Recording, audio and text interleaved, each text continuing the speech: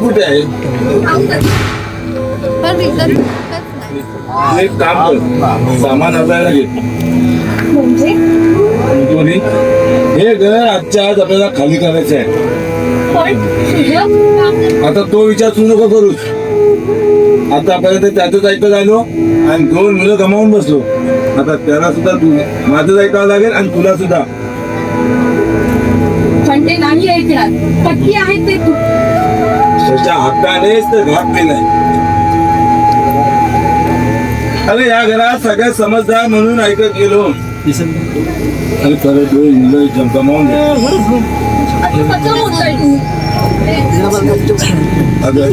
हे बापाचं स्वतः तुझं ऐकायचं असं त्याला वाटत नाही का? वाईट वाटून नका घेऊ.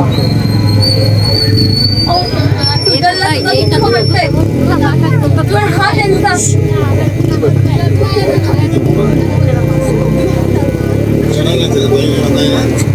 पण ते आपल्या तत्वाशी ठाम आहे. अरे या त्याच्या तत्वामुळे दोघे जीवानीशी गेलो. तरी तुझ्यावर आपल्या तत्वापासून अशी बात बाजूला होत नाही. हो असं कसं म्हणताय तुम्ही? आपले 2 भाऊ गेल्याचं दुःख त्यांना सुद्धा आहे. अगं दुःख काय असं या अभागी बापाला विचार. त्या दुःखाचं तुझं काय असं? अगं ज्याने आपल्या 2 जवान मुलांना कांदा दिला घरी, त्या दुःखाचं ओझं काय ते या बापाला विचार. तुमचं म्हणणं सुद्धा बरोबर आहे. पण त्याचबरोबर त्यांना सुद्धा समजून घ्यायला हवं ना. आपले 2 भाऊ गेल्याचं दुःख त्यांना सुद्धा आहे. म्हणूनच त्याची काळजी वाटते. नाही तू काम कर, त्याच्याशी तूच बोल आणि माझ्याशी तो उघडपणे बोलत नाही. आणि मला आणखी या घराची हानी नकोय. तुमचे हे विचार मी बोलून बघू प्रयत्न करून पाहते, पण ते ऐकतील असं वाटत नाही मला. एका पाठोपाठ एक अशा आपल्या दुःखांचे डोंगर कोसळले आणि म्हणूनच सगळे असे शांत झाले. आणि त्यासाठी एक दुसऱ्यांना सांभाळून घ्यायला नकोय का? अगं त्यासाठी मला आता सांभाळायचा तयारच राहिला नाहीये. अबा असं म्हणून कसं चालेल? अहो आपल्याला आलेल्या संकटांना सामोरं जायला नको का? हो सुजलला तुमच्या आधाराची गरज आहे आणि तुमचा आधारच हा त्यांचा मेरू पर्वत आहे. तुम्ही तसे अकबर झाला तर ते तरी काय करणार? आणि याचा अंदाज बाबा तुम्हीच सांगा. अगं तो किती हळवा आहे याची जाणीव आहे मला. घर झोपत नाही, रात्र जागत राहतात आणि याचा जास्त त्रास होतोय त्यांना. अशा विचाराने त्याच्या तब्येतीवर परिणाम होणार आहे. तू एक काम कर, आपल्या फॅमिली डॉक्टरच्याकडे घेऊन जा. पण ते ऐकतायत कुठे? काल पण रात्री डोकं धरून बसले होते.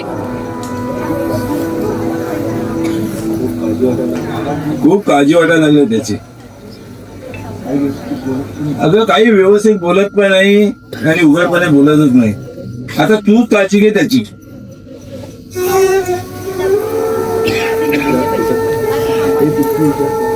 बाई हे तुमचे विचार त्याला सांगूया. बाबा ठीक आहे, आपण बघूया त्यांच्याशी.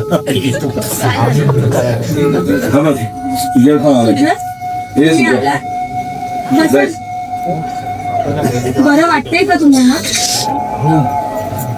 ऐका ना, आता आबा काय सांगताय ते शांतपणे ऐका. खरंच खूप मोठी मेहरबानी होईल आमच्यावर.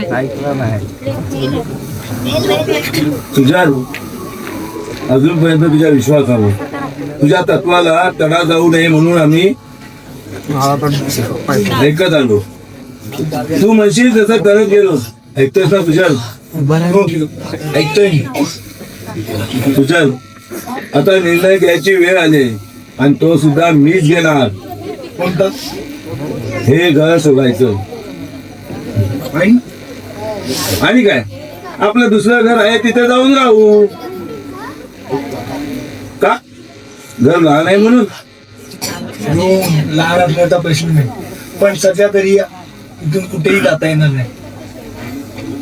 पाहिलं सुन नाही, आता आपलं याला ऐकायचं नाही असं ठरवलेलं आहे. सुजल, हा हट्ट कशासाठी? हट्टाचा प्रश्न नाही येत आम्ही. प्लीज तू तरी मला समजून घे. अरे अरे आंटी, किती समजून घ्यायचं तुला? फक्त थोडे दिवस बाबा, फक्त थोडे दिवस मला समजून घ्या. तोपर्यंत सगळं संपलेलं असेल. पुरा मला माझ्या जीवाची काळजी नाही रे, मला काळजी वाटते रे तुझी. आणि एवढा विश्वास दाखवून का स्वतःला संपून घेतोस? आबा, मी माझी काळजी करू नका. आणि दामिन, तू आणि आबा थोडे दिवस आपल्या पुण्याच्या घरी राहून या. आणि तुम्ही? मला अजून तरी इथून कुठे जाता येणार नाही. थोडे दिवस थांबावं लागेल मला. ऐकलंस नाही? अगं याला किती समजवलं तरी त्याचं पुन्हा तेच. अरे मला माझ्या जीवाची पर्वा नाही रे, मला तुझी काळजी वाटते. म्हणून म्हणतो पुरा, चल इथून जाऊ. आबा, अहो तुमच्या भावना मी समजू शकतो. अहो जेव्हा माझे 2 भाऊ होते तेव्हा तिथून जाण्याचा प्रयत्न केला असता तर तो योग्य ठरला असता आबा. पण आता खूप उशीर झालाय आणि जर मी याला सोडून गेलो तर हा माझा स्वार्थ ठरेल. की मी माझा स्वार्थ साधण्यासाठी ह्या माझ्या 2 भावांना मृत्यूच्या दाढेत ढकलून दिलं, याचा अर्थ हा होईल. त्याच्यामुळे आता इथून मला कुठेच जाता येणार नाही आणि कुठेच जाता येणार नाही. सुजल, हो काय वेडेपणा लावलाय? नाही सुनबाई, आता त्याला आणखी समजण्यात काही अर्थ नाहीये.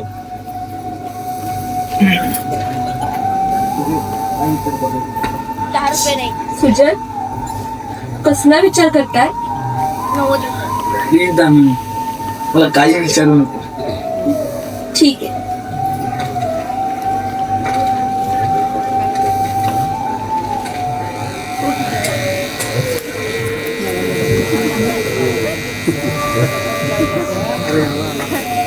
सुजल, अरे आबा कुठं आहे? आहेत आतमध्ये. आणि तू कानेटकर साहेबांना भेटलास? हो, भेटलो मी त्यांना. काही म्हणाले का? काही हाती लागलं? अजून तरी काहीच नाही. म्हणजे तपास चालूच आहे. अरे मला वाटलंच होतं, यांच्याकडे हीच उत्तर तयार असणार. संध्याकाळी बोलवलंय त्यांनी. अरे उत्तर हेच मिळणार, तपास चालू आहे, दुसरं काय? बरं ते जाऊ दे. आबा इथून जायचं म्हणत होते, त्याबद्दल तुझं काय मत आहे? मी त्यांना सांगितलंय आता तरी इथून कुठेच जाता येणार नाही. तुझं अरे आबा म्हणत आहेत ते योग्यच आहे रे, आणि तू त्यांचं ऐकावंस एवढंच वाटतंय मला. नाही, प्लीज मला या विषयावर आता काहीच बोलायचं नाही. आत्ताच आमचं बोलणं झालं, मी त्यांना सांगितलंय. आणि मेहरबानी करून प्लीज काहीच विचारू नकोस. तुझं अरे काय हे, तू ऐक रे त्यांचं. उमेश, प्लीज या, मला काहीच विचारू नकोस.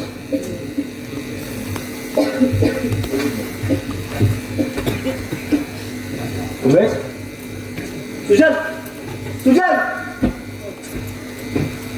काही बोलला का? काहीच नाही आबा.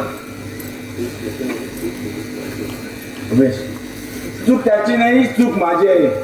अरे एक अपराध लपवण्यासाठी मी 10 वेळा पोरांशी खोटं बोलावलं. अरे कळायला गेलो काय आणि झालं काय? मला वाटतं उमेश, ह्या सगळ्या गोष्टी मी सुजयला सांगायला पाहिजे. अहो आबा, वेळ लागले का तुम्हाला? जी गोष्ट तुम्ही इतके 1 वर्ष सुजलला सांगितली नाही आणि जर ती तुम्ही आता सांगितली तर त्याच्या मनावर काय परिणाम होईल याचा विचार केलाय का तुम्ही? अहो द्वेष कराल तर तुमचा आपल्या मुलाच्या नजरेतून पडाल आणि हे सहन होईल का तुम्हाला आबा? नाही, हे कदापि सहन होणार नाही मला. मग मेहरबानी करा आणि तुम्ही सुजलला काही सांगू नका आणि तुम्ही असं वाईट वाटून पण घेऊ नका. काही चुकलं नाही तुमचं. तुम्ही असे विचार करत बसता म्हणून तुम्हाला त्रास होतोय. बरं सुजल घाई घाईत कुठे गेलाय ते मी पाहून आलो. हो. बसा तुम्ही आराम करा नाही कसलाही विचार करू नका. हो. दम दम भोलेनाथ. आता तुम्ही का आला तिकडे? हो पण त्या दृष्टाची वेळ आता जवळ आली आहे. अच्छा आपण सुद्धा घरी काही त्रास? कुणाला काही त्रास होत नाहीये, तुम्ही निघा आता. बर आता निघायला सांगताय मग निघायला पाहिजे. बम बम भोलेनाथ, बम बम भोलेनाथ. बाबा हा माणूस आता काय येतो इथे? आतापर्यंत मी सांगत होतो म्हणून ते येत होता. आणि या घरात जी आहे साडेसाती ती दूर करण्याचा माझ्या प्रेमे तो माझा प्रयत्न होता. जाऊ दे सुंदर, मला सांग विना कुठे गेला? बाहेर गेलाय तो. येईल इतक्यात. केव्हा येतो? येईल इतक्यात. एवढ्यात यायला पाहिजे होता.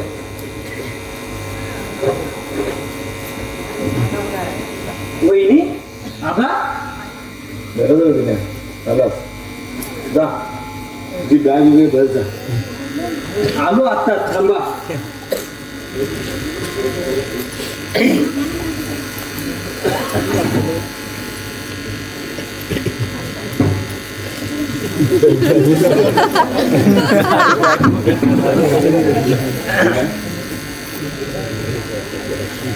बॅग भरायला होतच काय बॅगेत 4 कापड.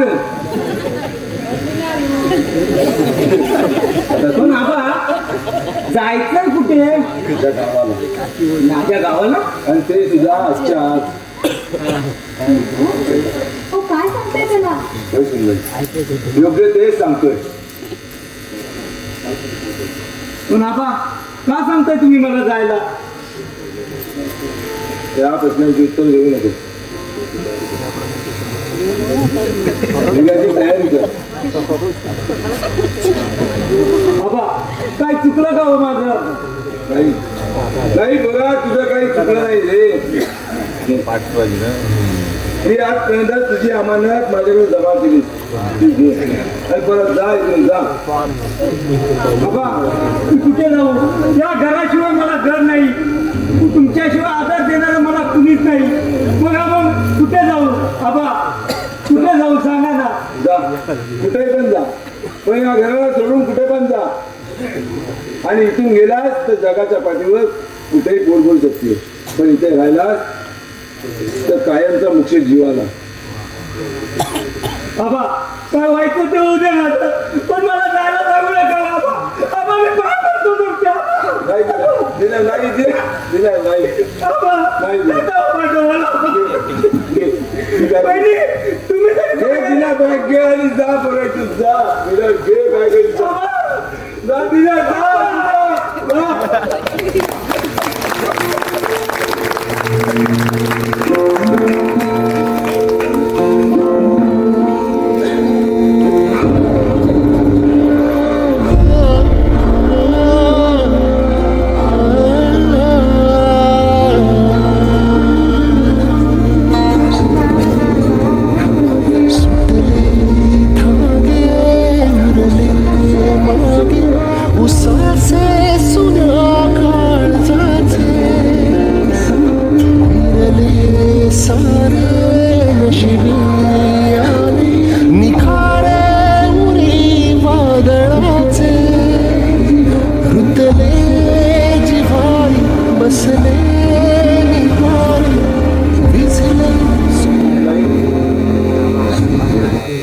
पुण्याला पाठवून मी आणखी चूक केली नाही ना.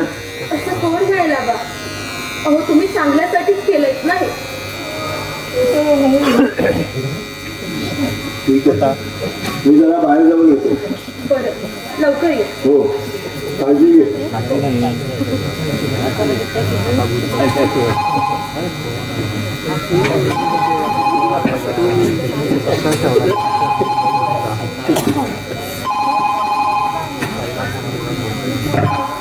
हॅलो हा काय? तुला सांगितलं ना की मला आता काही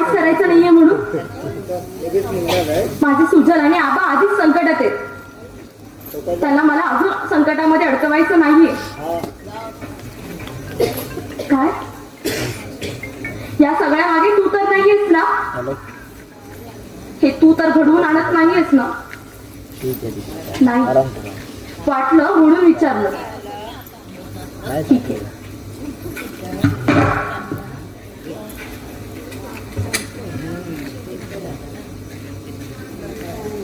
सुजय, कुठे गेला होता? बाहेर गेलो होतो. मग सांगून जायचं नाही का? का? का म्हणजे भीती वाटते मला. कसली भीती वाटते तुला? माझ्या मरणाची की स्वतःच्या? काय बोलताय? हे बघ, तामिनी, माझ्यासोबत जर तुला राहायचं असेल ना तर निर्भीपणे नाहीतर नाहीतर काय माहेरी निघून जा असंच ना? सुजय, अहो स्त्री जेव्हा लग्न करून सासरी येते ना तेव्हा ती आपला त्या मंगळसूत्राबरोबरच आपल्या पतीच्या संकटात प्रत्येक ठिकाणी त्याला साथ देते. आणि तुम्ही मला निघून जायला सांगताय? नाही, माझ्या कुंकवाला असं संकटात टाकून मी नाही जाऊ शकत. तुझ्या नाही जाऊ शकत.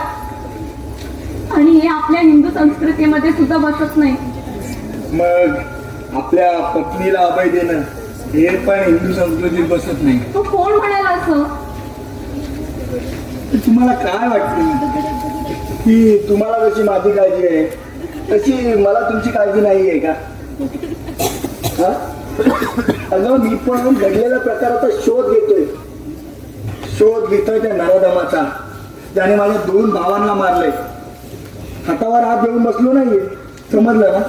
मला तुम्हाला दुखवायचा हेतू नव्हता. गप्पा बस घ्या. एक विचारू? प्लीज, मी आता काहीच ऐकायच्या मनस्थितीत नाही. शांत बस.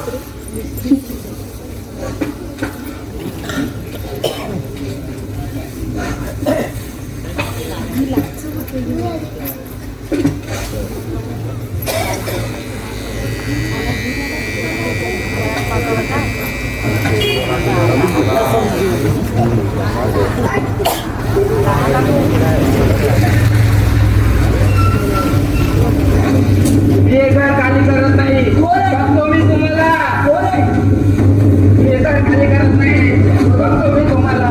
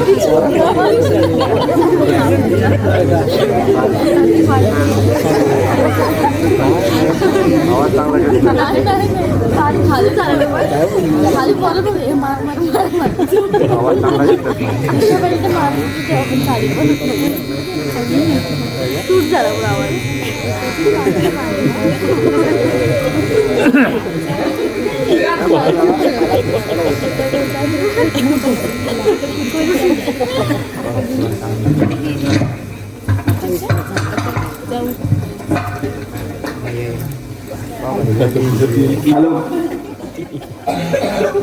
हॅलो, हा कानिटकर साहेब. हो, सुजलच बोलतोय.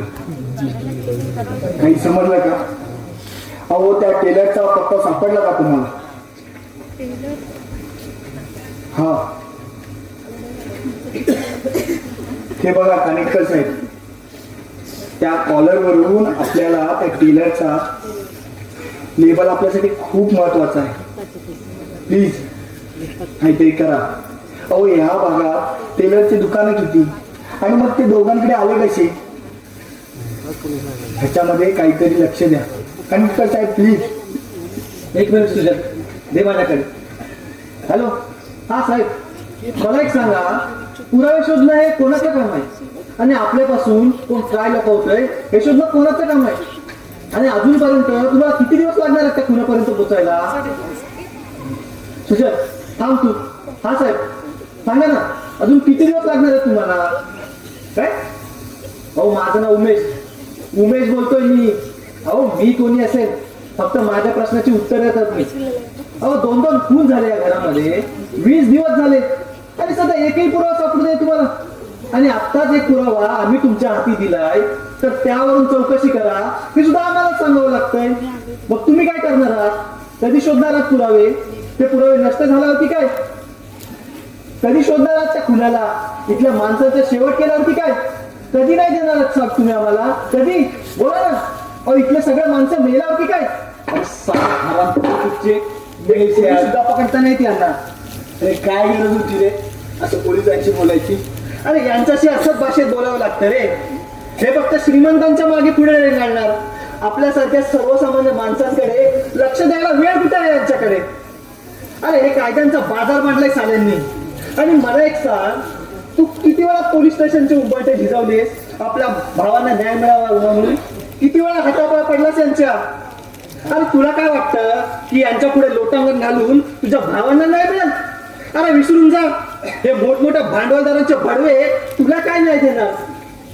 अरे 20 दिवस झाले आणि सध्या एकही पुरावा सापडू दे. आणि किती शर्मेची बाब आहे यांच्यासाठी. पण यांना काय ना, हे सध्या निर्लज्ज झालेत. यांना काही फरक पडणार नाही. कारण मरणारा कोणाचा भाव असतो तर कोणाचा बाप हे त्यांना कुठं माहिती ना. आपण फक्त न्यायासाठी झुरायचं आणि हे फक्त तमाशा बघणार आणि घरी जाऊन मनासोक्त झोपणार. आणखीन काय? अरे सध्या धमकीचा एक फोन देखील आला तर या पैशावाल्यांपुढे जेड सिक्युरिटी जातील. आणि इथे तर 2-2 खून झाले, तरी एका तरी पोलिसांनी येऊन तुला दिलाय का अभय? बोल ना, दिलाय का अभय? अरे मला पोलिसांशी बोलण्याची ही कोणती पद्धत? अरे सगळेच पोलीस एकसारखे नसतात आणि कानिटकर साहेब आपल्या घरातल्यांसारखे आहेत. पण आहेत शेवटी पोलीसच ना. सगळेच पोलीस बेजबाबदार नसतात. वा सुजल वा. अरे तू तर अगदी न्याय मिळाल्यासारखं बोलू लागलास. आणि हे कानिटकर साहेब तुझ्या घरच्या सारखे ना. मग किती वेळा आले तुझ्या घरी तुला माणुसकीचा धीर द्यायला? आणि बघ उमेश, त्यांच्याशी या पद्धतीने बोलणं योग्य नव्हे. योग्य नाही वाटलं वा. अरे मग फोन लाव तुझ्या कानिटकर साहेबांना आणि सांग त्यांना की आता जो तुमच्याशी बोलत होता तो एक मूर्ख माणूस होता म्हणून. माफी माग त्यांच्या वतीनं. आणि ते तुला चांगलं जमू शकतं, मला नाही जमणार ते. अरे आणि यांच्याशी भांडून जगून आपल्याला नाही योग्यच मिळणार आहे का? अरे तुला कोणी सांगितलं की भांडून जगून न्याय मिळणार नाही म्हणून? अरे न्याय मागणं हा आपला हक्क आहे आणि आपल्या हक्कासाठी भांडायला शिक सुजल, तरच तुला न्याय मिळेल. अरे हा, तू तर भांडणाऱ्यापैकी नाही ना, तू तर प्रेमाचा पुतळा ना. तेव्हा यांच्याकडून आज तरी त्या खुनाचा शोध लागणं शक्य नाही आणि उद्याची वाट मी पाहू शकत नाही. उमेश, कुठल्याही अविचाराने कोणतेही पाऊल उचलू नकोस. अरे तुझ्या भावाचा खुनी सापडावा असं वाटत नाही का तुला? अरे मी पण शोधच घेतो ना त्यांचा. मग जाऊ दे, मला अडू नकोस. अरे स्वतः शोध घेईन त्या नरधामाचा आणि शोध घेऊन त्यांच्या नरडीचा घोट घेत नाही ना तोपर्यंत शांत बसणार नाही. उमेश उमेश उमेश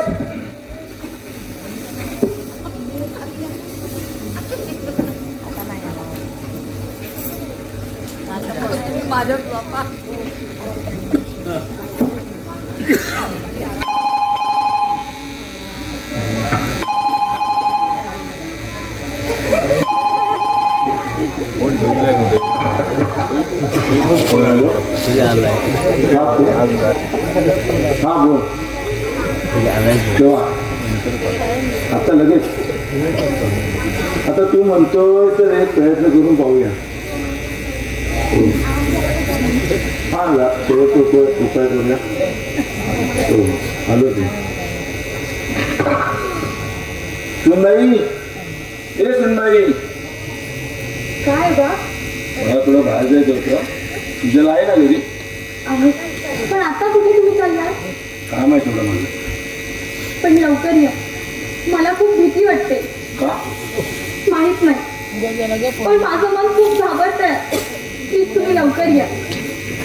अगं म्हणूनच मी जातोय.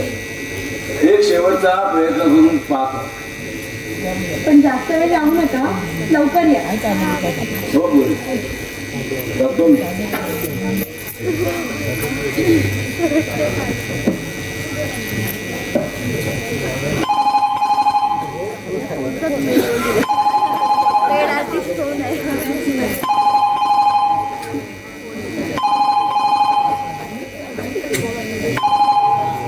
हॅलो, हा, तुम्हाला एकदा सांगितलेलं समजत नाही का? तुम्हाला सांगितलंय ना, तुम्ही विसरले ते सगळं. मग का तुम्ही पुन्हा पुन्हा फोन करता? काय? कुठे यायचंय? ठीक आहे, येते मी.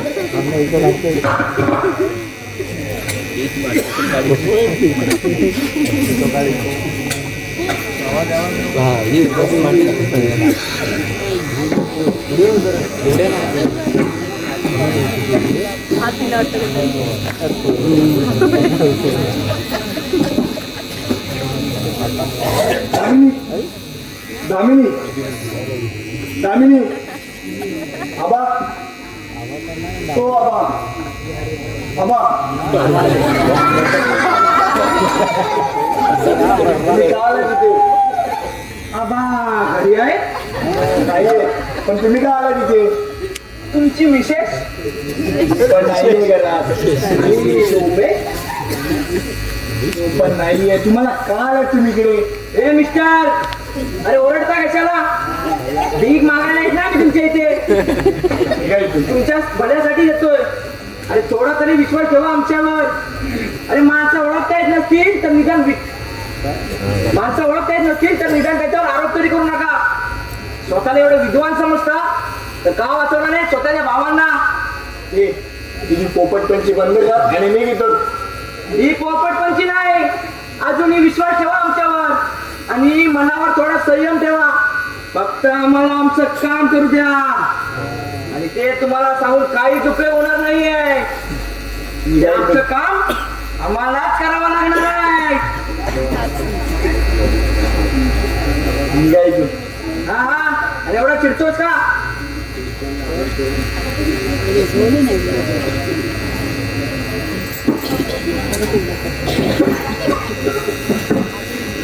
दामिनी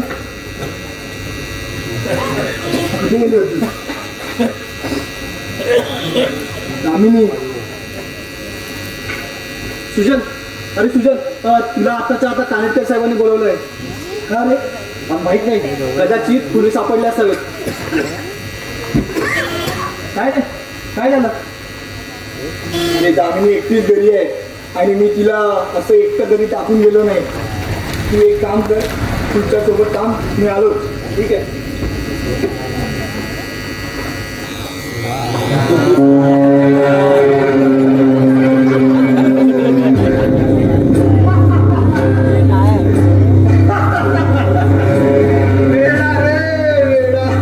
तुम्ही का हसताय?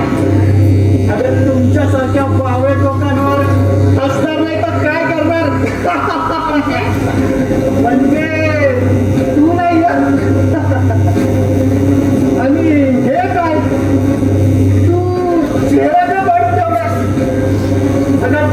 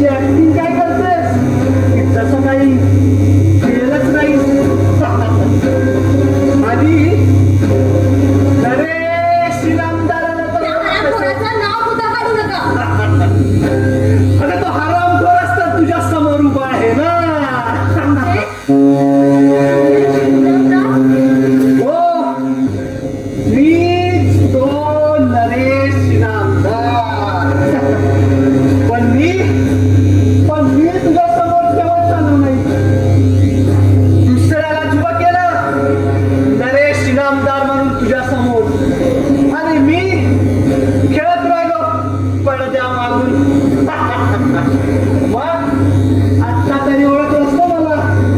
पण बोल, आपल्या सौद्याचं काय झालं? कुठला सांगता? अच्छा, म्हणजे हे सुद्धा विसरलीस.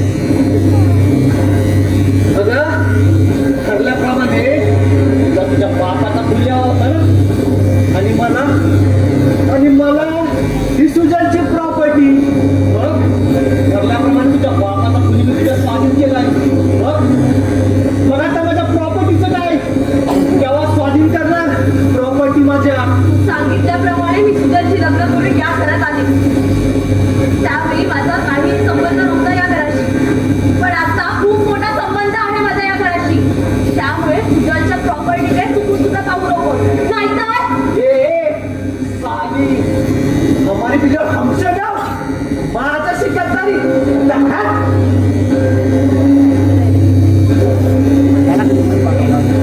सुजानची मैत्री करून त्यांना धोका दिला. अरे सुजानला सुद्धा कसं कळलं नाही हे? अगं धोका देणं हे तर माझ्या रक्तातच आहे. पण तुझा काय? तू सुद्धा धोका दिलास ना आपल्या नवऱ्याला आणि या घराला. त्याचाच पश्चाताप करून चुकते मी. आणि सुजानला सुद्धा तुझं हे खोटं रूप दिसलं नाही. अगं ते ऍक्टिंग तशी केली होती ना की त्याला समजेलच कसं. आणि खरं म्हणजे आबांची मेहरबानी. आता त्यांच्या मदतीनेच तर हा सगळा मार्ग समजाला ना. हो अगं, या घरात आत्मा ओरतोय असं खोटं सांगितलं होतं आबांनी आपल्या मुलांना, आणि ते अगदी विश्वासाने आबांनी मला सांगितलं आणि मी त्याचा पुरेपूर फायदा घेतला.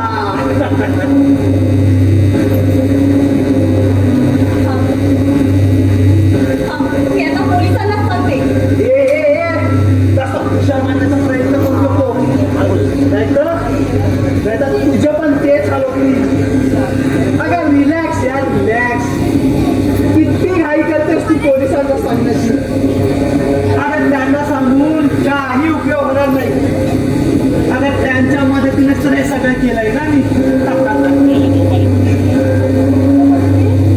हो, त्यांच्या मदतीने.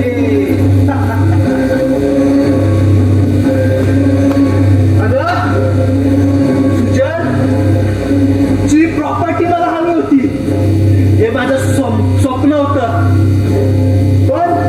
पण प्रथम मला त्याचा काटा काढायचा होता. अरे का?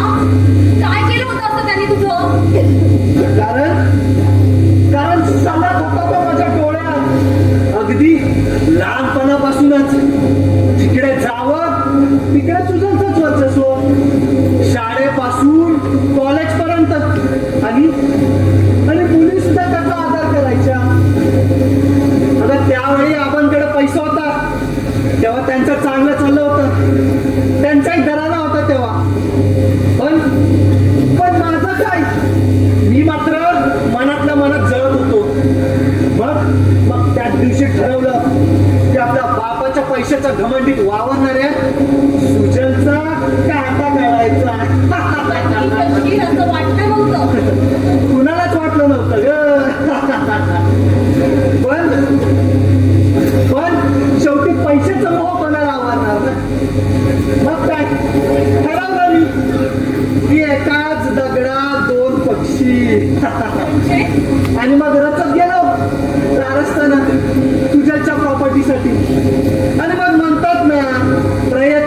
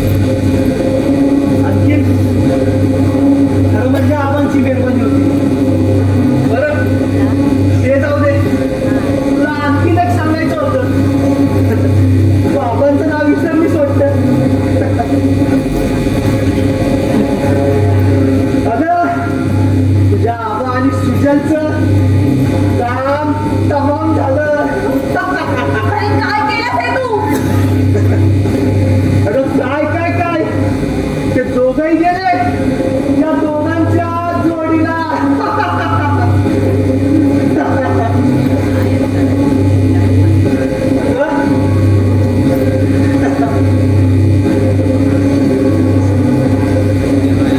वा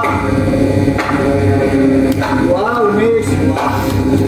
अरे तुझ्यासारखा मित्र त्या गोष्टीमध्ये असला तर तुझी गरज काय रे पण तू वाचलास कसा का? मला बघून पायाखालची जमीन सरकली तुझ्या. ठीक आहे ए बाबा, थांबवर. थांबवर.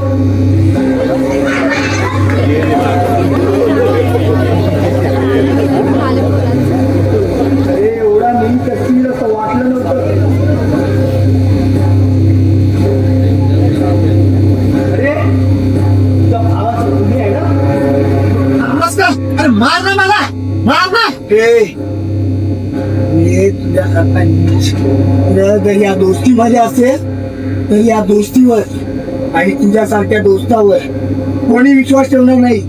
अरे मित्र होतास ना माझा, तो काय केला तसा अगोरी गाव. अरे तुला काय होतं हे एकदा तरी बोलून बघायचं होतं. त्याच्यासाठी माझ्या 2 भावांचा जीव घेतलास. अरे मार ना. कशाला ती बंदूक हातात घेऊन येतोयस? मार. त्यासारख्या नालायक माणसाला मारून मी माझं घर खराब करायचे नाही, समजलं ना. आणि तुला असा मृत्यू देईन ना की परत माणसाचा जन्म घ्यायला तू 10 वेळा विचार करशील. अरे उमेश, इतका कमी नाही ना. त्याची जरा सुद्धा कल्पना नव्हती तुला. अरे तुझ्यासोबत असून सुद्धा ओळखू नाही शकलास मला. बापा किती कमी नाहीस ना ते दाखवून दिलेस. अरे मित्राच्या पाठी रंजीर खुपसलाय नामर्द. अरे चल रे चल. आणि तू तर माझी पत्नी होतीस ना. अगं पती पत्नीचं नातं आपलं, त्या नात्याला तडा दिलायस. नाही सुजल. अरे ठीक आहे, आता मला प्रॉपर्टी नाही मिळाली तरी पण चालेल, पण स्वतःला वाचवण्यासाठी मला तुझ्या दोघांचा जीव घ्यावाच लागेल.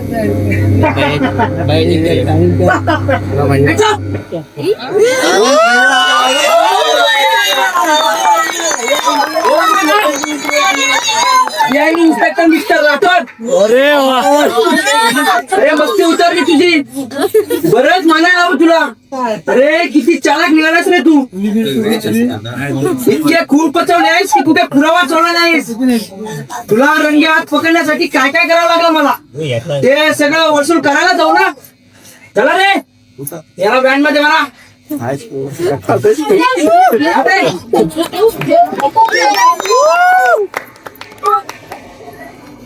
सॉरी मिस्टर सुजल, तुमच्यासाठी एक वाईट बातमी आहे.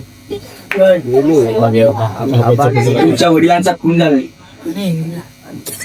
काय त्या निर्दयाने माझ्या वडिलांना पण मारलं. प्लॅनिंग त्याचं होतं, पण मारणार कोणी दुसराच आहे. कोण आहे तो? ते माझ्यापेक्षा तुमच्या मिसेस चांगल्या सांगू शकतात. दामिनी, म्हणजे तुला माहित होतं? कोण सुजल? बाबांचा माझ्या हातून खून झालाय. दामिनी, नाही मिस्टर सुजल, नाही.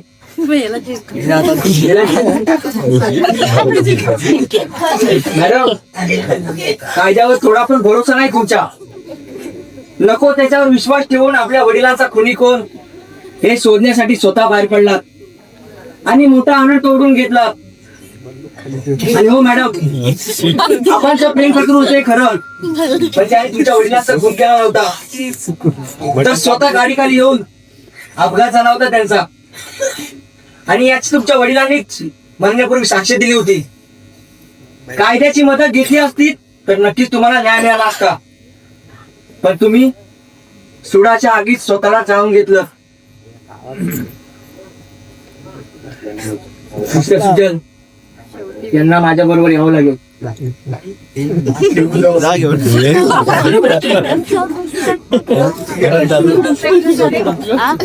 मला थोडं यांच्यासोबत बोलायचंय.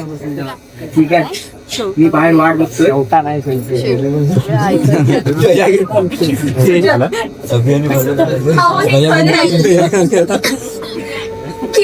माझ्या वडिलांच्या खुण्याचा सूड घेण्यासाठी या घरात लग्न करून आलो. पण तुमच्या सहवासामध्ये माझ्यामध्ये परिवर्तन घडून आणलं. पण सुजल, मला काय माहित होतं ज्यांना मारलं ते माझे अपस आहे. अहो तर का मारलं असतं मी? तुम्हीच सांगा. अहो या उमेशने फसवलंय मला, धोका दिलाय. मला फोन करून सांगितलं की तुझ्या वडिलांचा खुनी आहे, तो तुझ्या दोन्ही दिरांचा खुनी आहे.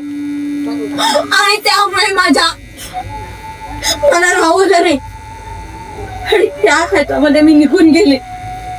पण पाठमोरे असलेले आपा मला कळत नाही. तुझ्या हे तुमची अपराधी आहे. मामीची अपराध नाहीये.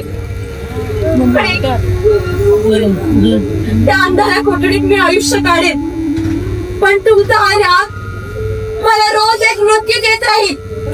मला रोज एक मृत्यू देत राहील. आणि असं मरण्यापेक्षा ज्या पवित्र जागी मृत्यू पत्करेन.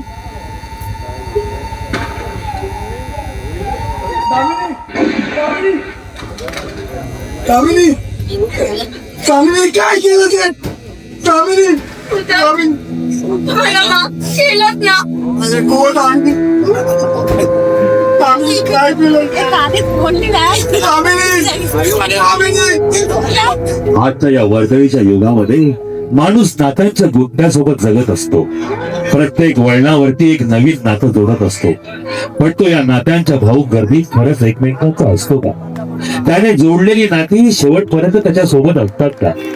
कारण कितीही बंद जोडत गेले तरी प्रत्येक व्यक्ती स्वतःमध्ये स्वतःचा स्वार्थ दडलेलाच असते. आणि त्यामुळेच एकमेकांचे असून सुद्धा कोणीच कोणाचे नसते. आणि म्हणून शेवटी मी एकटाच असतो.